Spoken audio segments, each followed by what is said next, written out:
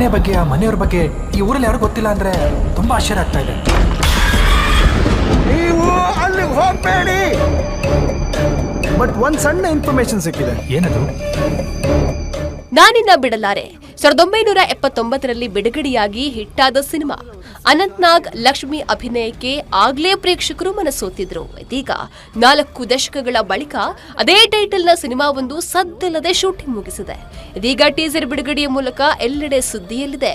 ಚಿತ್ರದ ಟೀಸರ್ ಅನ್ನ ನಟ ಶರಣ್ ಬಿಡುಗಡೆ ಮಾಡಿದ್ದು ಚಿತ್ರತಂಡಕ್ಕೆ ಶುಭ ಹಾರೈಸಿದ್ದಾರೆ. ಹೊಸಬರ ಹೊಸ ಪ್ರಯತ್ನಕ್ಕೆ ಒಳ್ಳೆಯದಾಗಲಿ ಎಂದಿದ್ದಾರೆ. ಹೊಸ ತಂಡದ ಈ ಒಂದು ವಿಭಿನ್ನ ಚಿತ್ರ ಸಿನಿ ಪ್ರೇಮಿಗಳನ್ನ ಸೆಳೆಯಲು ಮುಂದಾಗಿದ್ದು, ಗುಲ್ಬರ್ಗ ಮೂಲದ ಯುವ ಪ್ರತಿಭೆ ಅಂಬಾಲಿ ಭಾರತಿ ನಾನಿನ್ನ ಬಿಡಲಾರೆ ಚಿತ್ರಕ್ಕೆ ನಾಯಕಿಯಾಗಿ ಕಾಣಿಸಿಕೊಂಡಿದ್ದಾರೆ. ಇನ್ನು ಚಿತ್ರ ಒಳ್ಳೆಯ ಕ್ವಾಲಿಟಿಯಲ್ಲಿ ಮೂಡಿಬಂದಿದ್ದು, ಸೈಕಲಾಜಿಕಲ್ ಹಾರರ್ ಥ್ರಿಲ್ಲರ್